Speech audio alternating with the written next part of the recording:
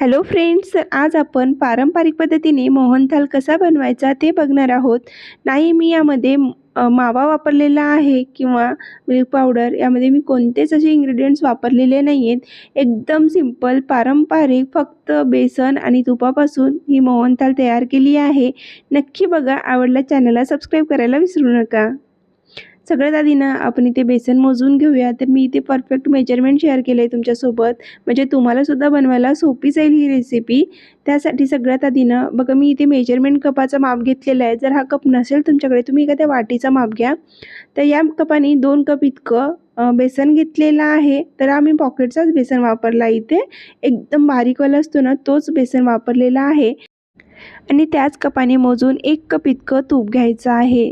तर बघा, इथे मी परफेक्ट मेजरमेंट सांगितलेलं आहे. 2 कप बेसन घ्यायचं आहे, त्याला 1 कप इतकं तूप घ्यायचं आहे. आता सगळ्यात आधी तर इथे मी एक स्टीलची कढई गॅसवर गरम होण्याकरिता ठेवलेली आहे. कढई छान व्यवस्थित गरम होऊ द्यायची आहे. त्यानंतर त्यामध्ये तूप ॲड करायचं आहे. तर मी कपातलं पूर्ण तूप ॲड केलेलं आहे. फक्त थोडंसं 2 ते 3 चमचा इतकं तूप बाजूला ठेवून घेतलं आहे. आता त्यामध्ये व्यवस्थित तूप गरम झाल्यानंतर बेसन ॲड करायचं आहे. आता बेसन ॲड केल्यानंतर आपल्याला बेसन छान असा भाजून घ्यायचा आहे. जोपर्यंत बेसनचा कलर चेंज होत नाही, त्याच्यामध्ये पूर्णपणे तूप रिलीज होत नाही ना, तोपर्यंत आपल्याला हा बेसन भाजायचा आहे. गॅसची फ्लेम एकदम कमी ठेवायची आणि कमी गॅसवर आपल्याला हा बेसन भाजायचा आहे. सगळ्यात आधी तर आपण याला व्यवस्थित मिक्स करून घेऊया, म्हणजे आपल्याला कळेल की तूप किती कमी वाटत आहे. तूप इथे एकदम बरोबर आहे, कारण हा अजून मेल्ट झालेला नाही आहे तूप. जसं जसं आपलं बेसन भाजायला लागेल तसं तसं तूप याच्यातून रिलीज होईल. तर बघा, इथे मी व्यवस्थित मिक्स करून घेतलेला आहे आणि इथे मी चम्मच बदलून घेतला आहे. त्याच्याने मला व्यवस्थित मिक्स करता येत नव्हतं, भाजता येत नव्हतं बेसन. त्यासाठी मी दुसरा चम्मच घेतला आहे. तर बघा, इथे ना बेसनमध्ये मला थोडंसं तूप अजून कमी वाटत होतं. जो तूप मी बाजूला ठेवून घेतलेलं होतं, तो तूप मी ॲड करून घेतलेला आहे बेसनमध्ये. आणि 2 बॅचमध्ये थोडं थोडं करूनच तूप ॲड करायचं, म्हणजे व्यवस्थित आपल्याला बेसन भाजता येतो. आधी मी टाकलं, व्यवस्थित बेसन मिक्स करून घेतलं आणि नंतर थोडंसं मला कमी वाटत होतं, मग तो बाजूला ठेवून घेतलेलं तूपसुद्धा ॲड करून घेतलेलं आहे. आणि आता गॅसची फ्लेम एकदम कमी ठेवायची. कमी गॅसवर आपल्याला 10 ते 15 मिनटापर्यंत हा बेसन भाजून घ्यायचं. बेसन भाजलं असं कधी कळेल, ज्यावेळेला याचा पूर्ण कलर चेंज होतो. आपल्याला एकदम डार्क पण करायचं नाही, हलकं गोल्डन करायचं आहे थोडंसं. आणि याच्यातून तूपसुद्धा पूर्णपणे रिलीज होऊन जाईल. त्यावेळेला समजून जायचं की आपला बेसन खूप छान भाजलेला आहे. तर बघा, इथं बऱ्यापैकी आपला बेसन व्यवस्थित मिक्स झाला आहे तुपामध्ये. आणि आता हळूहळू लाईट व्हायला, म्हणजे एकदम असा फ्लफी खूपच लाईट वेट होऊन जातो आपला बेसन. त्यावेळेला समजायचं की आपला बेसन भाजून तयार झालेला आहे. आणि गॅसची फ्लेम कमीच ठेवायची. शेवटपर्यंत कमी गॅसवरच आपल्याला बेसन भाजून घ्यायचं आहे. तुम्ही जर घाई करणार तर व्यवस्थित भाजणार नाही, तो कच्चा लागतो. म्हणून गॅस कमीच ठेवा आणि कमी गॅसवर आपल्याला पूर्ण बेसन भाजून घ्यायचं आहे. तर बघा, बऱ्यापैकी इथे बेसनचं कलर चेंज झालेला आहे. अजून 2-3 मिनटापर्यंत मी बेसन भाजून घेणार आहे. तर पूर्ण बेसन मला भाजून घ्यायला 10 ते 12 मिनटं लागलेत. खूप जास्त वेळ लागलेला नाही आहे. पूर्णपणे कलर चेंज झाला आहे. आता या स्टेजवर ना आपल्याला अर्धा वाटी इतकं दूध ॲड करायचं आहे. थोडं थोडं करून 2 बॅचमध्ये आपल्याला दूध ॲड करायचं आहे. तर इथे ना मी ती क्लिप घेणंच विसरून गेली आहे, त्याच्यासाठी खूप सॉरी. पण बघा, फक्त आपल्याला जेव्हा बेसन पूर्णपणे भाजला जातो ना, तेव्हा त्यावेळेला 2 ते 3 चमचा इतकं दूध ॲड करायचं. आणि 2 बॅचमध्ये थोडं थोडं करून आपल्याला अर्धा वाटी इतकं दूध ॲड करायचं. आधी 2-3 चम्मच केलं आणि बघा, आता तुमच्यासमोर मी 2-3 चम्मच इतकं दूध ॲड केलेलं आहे. 2-3 चम्मच ॲड करायचं, व्यवस्थित मिक्स करायचं, परत 2-3 चम्मच ॲड करायचं आणि व्यवस्थित बघा, शेवटी अशा प्रकारे मिक्स करून घ्यायचं आहे आपल्याला. तर अशी त्याची कन्सिस्टन्सी राहते. शेवटी जसा आपला शिरा असतो की नाही, तशाच पद्धतीचा होतो. पण त्यामध्ये खूप छान असे दाणेदार असा टेक्स्चर येतो हलव्याचा. त्यासाठी ना आपल्याला ही स्टेप वापरणं खूप आवश्यक आहे. ज्यावेळेला बेसन भाजतो त्यावेळेला अर्धा वाटी इतकं दूध नक्की ॲड करून घ्या, म्हणजे त्याच्याने छान असा दाणेदार आपला बेसन तयार होईल. आणि ते आपला बेसन व्यवस्थित तयार झालेला आहे. तर आता हा बाजूला ठेवून घेऊया आणि लगेच आपल्याला पाक तयार करून घ्यायचा आहे, शुगर सिरप बनवून घ्यायचा आहे. त्यासाठी बघा, ज्या कपाने बेसन मोजून घेतलेलं होतं ना मी, त्याच कपाने 1 कप इतकं साखर घ्यायची आहे. बघा, मी वाटीमध्ये काढून ठेवली आहे मोजून. आणि त्याच कपाने अर्धा कप इतकं पाणी ॲड करायचं आहे. किंवा वाटीचं माप घेत असाल तर 1 कप साखर घ्यायची आहे आणि अर्धा वाटी इतकं पाणी ॲड करायचं आहे. आणि आपण शुगर सिरप कसा बनवायचे ते सुद्धा मी तुम्हाला व्यवस्थित दाखवणार आहे, म्हणजे तुमची ही बर्फी किंवा मोहनथाल एकदम परफेक्ट बनवून तयार होईल. तर त्यामध्ये ना 2-3 हिरवी इलायची बारीक कुटून ॲड करून घ्यायचं आहे. त्यानंतर 2 ते 3 ड्रॉप इतकं ऑरेंज फूड कलर ॲड केलेलं आहे. फूड कलर एकदम ऑप्शनल आहे. छान कलर यावं, दिसायला सुंदर दिसावं, जशी मार्केटमधून मिठाई आणतो की नाही तशी, म्हणून ॲड केलेलं आहे. आवडत नसेल तर स्किप केलं तरी चालेल. तर बघा 2-3 मिनटं झालेले आहेत. व्यवस्थित असं शिजवून घेतलेलं आहे. आता आपण चेक करून घेऊया. तर एका वाटीमध्ये पाणी घ्यायचं आहे, थंड पाणी नॉर्मल, आणि त्याच्यामध्ये अशा प्रकारे ना थेंब टाकून बघायचं. व्यवस्थित जमा झाले थेंब की समजायचं आपलं पाक व्यवस्थित तयार झालेला आहे. पण तिथे असं काही झालं नाही. परत आपण त्याला 2-4 मिनटापर्यंत शिजायला ठेवूया. जोपर्यंत पाक तयार होत आहे तोपर्यंत एक प्लेट तयार करून घेऊ, ज्याच्यामध्ये आपल्याला सेट करायची आहे आपली ही मोहनथाल. तर अशा प्रकारे थोडंसं ना एक छोटी प्लेट घेतलेली आहे, कारण आपला जो सारण आहे तो खूप कमी आहे. त्याच्या बुडाला थोडंसं तूप लावून घ्यायचं, बाजूला ठेवून घ्यायचं. आणि बघा आपलं इथे 2-3 मिनटं झालेले आहेत. आपला पाक तयार झाला की नाही परत चेक करून घेऊया. व्यवस्थित मिक्स करून घ्यायचं. त्यानंतर अशा प्रकारे वाटीमध्ये टाकून बघायचं. आणि बघा आता बिलकुल पाण्यामध्ये ना विरघळलेलं नाही आहे अजिबात. एका जागेवर अशा प्रकारे स्टेबल आहे, थांबलेला आहे, आणि जमासुद्धा व्यवस्थित होतो आहे. म्हणजे समजायचं की आपला पाक इथे बनवून तयार झालेला आहे. एकदम परफेक्ट आहे हा मेजरमेंट. नक्की बनवून बघा एकदा. अशा प्रकारे जर जमा झाले ना समजायचं की आपला पाक तयार झाला आहे. आता गॅस बंद करून घेते आणि हा पॅन बाजूला ठेवून घेऊया. आणि आपली बेसन जे भाजून ठेवलेली कढई आहे ना ती आपण या गॅसवर ठेवून घेऊ. तर आता बघा इथे थोडीशी आपली ही कढई आहे ना थंड झालेली आहे. म्हणजे आपलं बेसन थोडंसं थंड झालं आहे भाजून ठेवलेलं.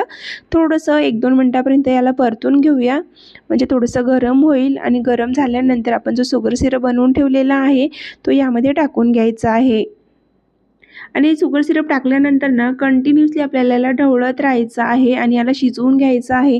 जास्त वेळ शिजवायचं नाही, फक्त 1 ते 2 मिनटापर्यंत याला मिक्स करून घ्यायचं आहे बेसनामध्ये. व्यवस्थित असा बेसन आपल्या एकजीव झाला पाहिजे. बेसन आणि पाक व्यवस्थित मिक्स झाला पाहिजे. अशा प्रकारे आपल्याला मिक्स करून घ्यायचं आहे. फक्त 1 ते 2 मिनटापर्यंत. तुम्ही जास्त वेळ शिजवत बसणार तर बर्फी एकदम हार्ड होईल आणि ती तुटणार सुद्धा नाही. फक्त 1-2 मिनटापर्यंत शिजवून घ्या, म्हणजे आपल्या बेसनामध्ये व्यवस्थित अशी जाळी तयार झाली की समजायचं की आपला जो हा बॅटर आहे तयार झालेला आहे. आणि बघा तुम्ही व्यवस्थित आता हा कढई सोडायला लागलेला आहे, म्हणजे समजायचं की आता हा सेट होण्यासाठी तयार झालेला आहे. परत 1 मिनटापर्यंत याला मी मिक्स करत राहणार आहे. असंच कंटिन्युअसली मिक्स करत राहायचं 1 मिनटापर्यंत. परत म्हणजे मी पूर्ण 1 ते 2 मिनटापर्यंत याला मिक्स करून घेतलेला आहे. व्यवस्थित याच्यामध्ये जाळी तयार झाली की खूप छान अशी बर्फी सेट होते. आणि बघा आता किती छान अशी जाळी तयार झालेली आहे. एकदम सुटसुटीत असा आपला बेसनाचा हलवा इथे तयार झालेला आहे. लगेच आता मी याला गॅस बंद करून घेतला आहे आणि परत असंच 1 मिनटापर्यंत फिरवून घेतला आहे, मिक्स करून घेतला आहे यामध्ये. आणि लगेच आता प्लेटमध्ये काढून घेऊया. जी प्लेट आपण तयार करून ठेवली ती तूप लावून त्या प्लेटमध्ये आपल्याला सेट होण्यासाठी काढून घ्यायचं आहे. आणि अशाच प्रकारे एकदम दाणेदार असं टेक्स्चर आलं पाहिजे, तेव्हाच आपली बर्फी खायला सुंदर लागते, खूप टेस्टी लागते. तर ही एकच प्रोसिजर जर तुम्ही केली ना, ज्यावेळेला आपला बेसन भाजला जातो त्यावेळेला थोडंसं तूप टाकायचं, म्हणजे व्यवस्थित दाणेदार टेक्स्चर येईल आपल्या बर्फीला किंवा आपल्या मोहनथालला. बघा व्यवस्थित मी पूर्ण बॅटर टाकून घेतल्यानंतर त्याला स्प्रेड करून घेते. इव्हनमध्ये व्यवस्थित आपल्याला असं पसरवून घ्यायचं आहे बर्फीला. तुम्ही स्पॅच्युलाने किंवा चम्मचने कशाने स्प्रेड करून घेऊ शकता, पण इव्हनमध्ये करून घ्या, म्हणजे खूप वेस्ट निघणार नाही. आणि तुम्हाला ज्या शेपमध्ये ही बर्फी कट करायची आहे ना तुम्हाला त्या शेपमध्ये व्यवस्थित कट करता येईल. माझ्याकडे त्या सिम्पली ही प्लेटच होती. जर तुमच्याकडे एखादी स्क्वेअरमध्ये वगैरे काही असेल ना सेट करण्यासाठी तर तुम्ही त्याच्यामध्ये करून घ्या, म्हणजे सगळ्या बर्फी एकसारख्या साईजमध्ये तयार होतील. बघा इथे मी व्यवस्थित पसरवून घेतला आहे छान सेट होण्यासाठी. आता अर्ध्या तासासाठी बाजूला ठेवून घेते. आणि ते अर्धा तास पूर्ण झाले तर त्या अर्ध्या तासानंतर ना मी याच्यावर थोडंसं सिल्वर वर्क लावून घेणार आहे. माझ्याकडे होतं त्यासाठी मी लावून घेते. नसेल तुमच्याकडे तर स्किप करा, नाही लावलं तरी चालेल. हा पूर्णपणे ऑप्शनल आहे, दिसायला छान दिसावं म्हणून मी लावला आहे. आणि बघा इथे मी काय गडबड केली तर माझ्या किचनच्या साईडला ना खिडकी आहे, तर ती अशी हवा आली तिथून आणि हा पूर्ण उडून माझ्या हातावर गेला. अजून 1-2 सुद्धा मी खराब करून टाकले, पण जसं जमलं तसं मी लावून घेतलं. याला बिलकुल हवा वगैरे जमत नाही, एकदम असं खूप केअरफुली लावावं लागतो. तर बघा मी लावून घेतलं आहे, जसं मला जमलं तसं मी लावून घेतलं आहे. वरून क्रश करून घेतलेले, छान असं कुटून घेतलेले पिस्ता गार्निश करून घ्यायचा आहे. खूप सारं टाकायचं, छान दिसते.